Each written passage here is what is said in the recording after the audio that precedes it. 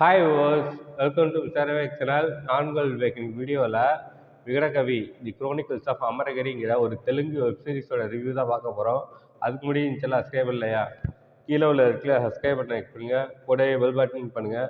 அப்போ தான் நான் போகிற வீடியோ ஒன்று நோட்டிஃபிகேஷனாக வரும். அப்போ தான் இந்த வீடியோ மிஸ் பண்ணால் பார்க்கலாம். நீங்கள் நம்ம சேனலில் பார்க்குற முக்கால்வாசி பேர் சப்ஸ்கிரைப் பண்ணாமலே பார்த்துட்ருக்கீங்க. அதை சப்ஸ்கிரைப் பண்ணிவிட்டு வீடியோ பாருங்கள்.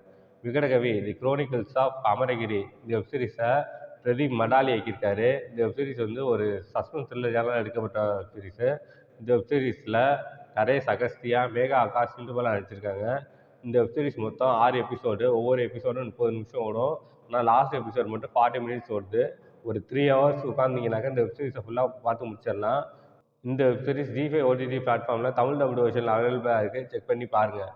இப்போ வாங்க இந்த வெப் சீரிஸோட கதை என்னன்னு பார்ப்போம். இந்த வெப் சீரிஸோட கதையை பார்த்தோம்னாக்கா, ஹைதராபாத்தில் நம்ம ஹீரோ ஒரு டிடெக்டிவாக இருக்கார். போலீஸால் சால்வ் பண்ண முடியாத கேஸை ஈஸியாக சால்வ் பண்ணி கொடுக்குறாரு. இப்படி இருக்கும்போது ஹீரோவோட அம்மாவுக்கு ஹார்ட் அட்டாக் வந்துடுது. திடீர்னு டாக்டர் என்ன சொல்கிறாங்கனாக்கா, ஆப்ரேஷன் பண்ணியே ஆகணும்னு சொல்கிறாங்க. ஆப்ரேஷன் பண்ணுறதுக்கான காசு ஹீரோட்ட இல்லை. அப்போ அந்த ஹைதராபாத்தில் உள்ள போலீஸ் என்ன சொல்கிறாங்கனாக்கா, அமரகிரின்னு ஒரு ஊர் இருக்குது, அங்கே நிறைய ப்ராப்ளம் போயிட்டுருக்கு, அந்த ப்ராப்ளத்தை சால்வ் பண்ணி கொடுத்தனாக்கா அவங்க நிறைய பணம் தருவாங்க அப்படின்னு சொல்கிறாங்க.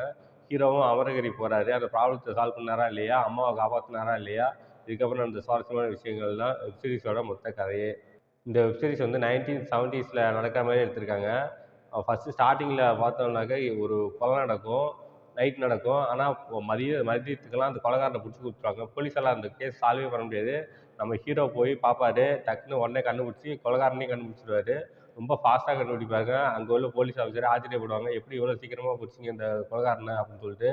அந்த அளவுக்கு சூப்பராக யோசித்து டக்குன்னு அந்த கொலைகாரனை பிடிப்பாரு. அந்த விஷயம் ரொம்ப நல்லா இருந்துச்சு பார்க்குறதுக்கு. அடுத்து அமரகிரி போகிறப்ப ஒரு காரில் லிஃப்ட் கேட்பாரு. அப்போ மேகா ஆகாஷ் போவாங்க காரில். அவங்க வந்து டக்குன்னு இவர் வந்து நான் வந்து என் பேர் ராமகிருஷ்ணன், இந்த மாதிரி நான் ஒரு டிடெக்டிவ் அப்படின்னு சொல்லுவாங்க. உங்கள் பேர் என்னன்னு கேட்குறதுக்கு, நீங்கள் டிடெக்டிவ் தானே, நீங்களே கண்டுபிடிங்கன்னு சொல்லுவாங்க. டக்குன்னு உடனே ஹீரோ வந்து டக்குன்னு மேகா ஆகாஷோட பேரை கண்டுபிடிச்சிடுவாரு. அதை பார்க்கும்போது ரொம்ப நல்லா இருந்துச்சு. இந்த வெப் சீரிஸில் ஃபஸ்ட்டு 4 எபிசோட் பார்த்தீங்கன்னாக்கா ரொம்ப சூப்பராகவே இருக்கும், ரொம்ப த்ரில்லிங்காகவும் இருந்துச்சு. ஆனால் லாஸ்ட் 2 எபிசோட் வந்து கொஞ்சம் போராக தான் போகும். எல்லா எல்லா வெப் சீரிஸும் பார்த்தீங்கன்னாக்கா ஃபஸ்ட்டு ஸ்டார்டிங் தான் கொஞ்சம் ஸ்லோவாக போகும், போராக போகும். போக டிஸ்டன்ட் ஒன்னோட சூப்பராக முடிப்பாங்க. ஆனால் இந்த வெப் சீரிஸில் அது அப்படியே ஆப்போசிட்டு. ஃபஸ்ட்டு ஒரு 4 எபிசோடு வந்து சூப்பராக த்ரில்லிங்காக அடுத்து என்னன்னு போயிட்டுருக்கு. ஆனால் இந்த லாஸ்ட் எபிசோடெலாம் பார்த்தோம்னாக்கா, லாஸ்ட் 2 எபிசோடு பார்த்தோம்னாக்கா ரொம்ப போராக போகுது, கொஞ்சம் ஸ்லோவாகவும் போகுது, பார்க்குறதுக்கு கொஞ்சம் கடுப்பாகுது. அமரகிரியில் என்ன ப்ராப்ளம்னாக்கா, நைட் டைமில் காட்டுக்குள்ளே போகிறவங்க மெமரி லாஸ் ஆகி மூளை குழம்பி போய் வந்துடுறாங்க. இது மாதிரி 32 பேர் இது வரைக்கும் பாதிக்கப்பட்டிருப்பாங்க. இந்த கேஸை சால்வ் பண்ணுறதுக்காக நம்ம ஹீரோ வருவார். ஹீரோ அந்த கேஸை சூப்பராகவே சால்வ் பண்ணுவார்.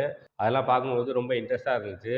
இந்த வெப் சீரிஸில் ஹீரோவோட அப்பா வந்து ஒரு அந்த காலத்திலே போய் ஃபாரினில் படிச்சுட்டு இந்த ஆர்டிஃபிஷியல் ரெயின் எப்படி உருவாக்குறது அப்படின்னு சொல்லிட்டு ஒரு சீக்ரெட் ஃபார்முலாவை கண்டுபிடிச்சிருப்பாரு.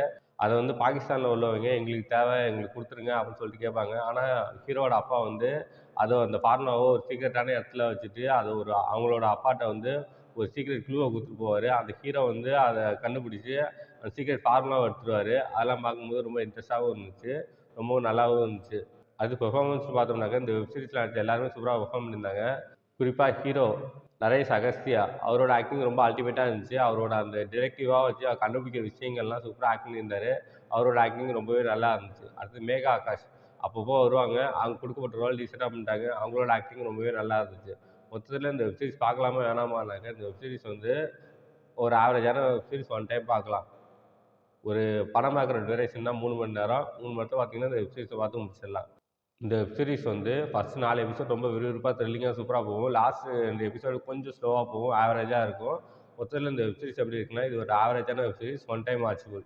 இந்த வெப் சீரிஸ்க்கு என்னோட மார்க் 5க்கு 3 தருவேன். இந்த வெப் சீரிஸ் எது அடல்ட் கண்டென்ட்டும் இல்லை ஃபேமிலியோட என்ஜாய் பண்ணலாம். ஓகே, இதோட வீடியோ முடிச்சுக்கிறேன். இந்த வீடியோ பிடிச்சா லைக் பண்ணுங்கள், கமெண்ட் பண்ணுங்கள், உங்கள் ஃப்ரெண்ட்ஸுக்கு ஷேர் பண்ணுங்கள். இன்னும் சில சப்ஸ்கிரைப் பண்ணலையா, கீழே உள்ள இடத்துல சப்ஸ்கிரைப் பண்ண லைக் பண்ணுங்கள், கூட பெல் பட்டன் கிளிக் பண்ணுங்கள். கீழே டிஸ்கிரிப்ஷனில் சோஷியல் மீடியா லிங்க்ஸ்லாம் கொடுத்துருக்கேன். லைக் பண்ணுங்கள், கமெண்ட் பண்ணுங்கள், ஃபாலோ பண்ணுங்கள். தேங்க்ஸ் ஃபார் வாட்சிங்.